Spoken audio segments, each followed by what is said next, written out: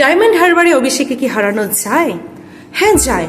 দরকার একটা ব্লুপ্রিন্ট, যেখানে থাকবে বুদ্ধি, পরিশ্রম এবং সুচারু কৌশল, যেটা এই মুহূর্তে কোনোটাই বিরোধীদের নেই, অন্তত ডায়মন্ড হারবারের ক্ষেত্রে তো বটেই। ৪ জুন যাই ফল হোক, একটা প্রার্থীকে সৎ পথে হারাতে গেলে কি কি দরকার জেনে নিন।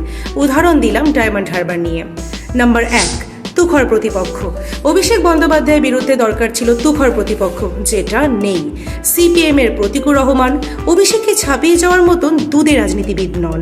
বিজেপির অভিজিৎ দাস, যিনি আগেই পরাজিত হয়েছিলেন, আর আইএসএফ এর যিনি প্রার্থী, তিনি ভালোভাবে কথাই বলতে পারেন না। নাম্বার ২, দিলীপ নামই কাফি।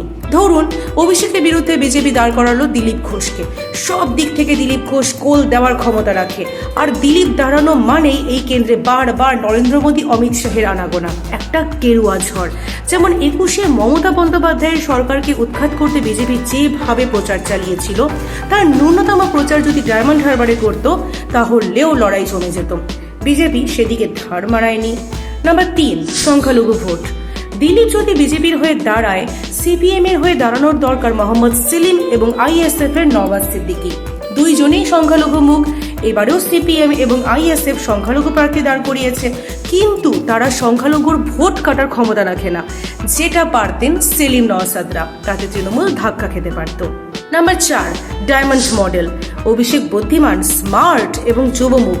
অভিষেকের হাতে আছে ডায়মন্ড মডেল। তার বিরুদ্ধে লড়তে গেলে বিরোধীদের নতুন মডেলের প্রতিশ্রুতি দিতে হবে, যেখানে উন্নয়নই শেষ কথা, কোনো ধর্ম নয়। নাম্বার ৫, দুর্নীতি। হাতিয়ার করতে হবে রাজ্য সরকারের ব্যর্থতার দিক। দুর্নীতির যেসব অভিযোগ রয়েছে তা দিয়েই জোরালো করতে হবে প্রচার। অভিষেক রাজনীতির মাটি ভালো বোঝেন, তিনিও কিন্তু বসে থাকবেন না। ফলে বাংলা একটা হাড্ডাহাড্ডি লড়াই দেখতে পারত। যেমন ২০২১ সালের নন্দীগ্রাম, মমতা বনাম শুভেন্দু। সিপিএম এর দাঁড়িয়েছিলেন মীনাক্ষী। আমরা ফল দেখলাম, মাত্র ১৫০০ ভোটে মমতা বন্দ্যোপাধ্যায়কে হারিয়েছিলেন শুভেন্দু। বাংলা এই পরাজয় স্বপ্নেও ভাবেনি। যদি মমতা বন্দ্যোপাধ্যায় হারতে পারেন, অভিষেকও পারেন। কিন্তু বিরোধীদের সেই কৌশল নেই, পরিশ্রমও নেই বুকের কলিজা। মুখে যতই বলুক, প্রার্থী দিয়েই তারা বুঝিয়ে দিয়েছে অভিষেকের কাছে খোলা মাঠ, জেতা শুধু সময়ের অপেক্ষা।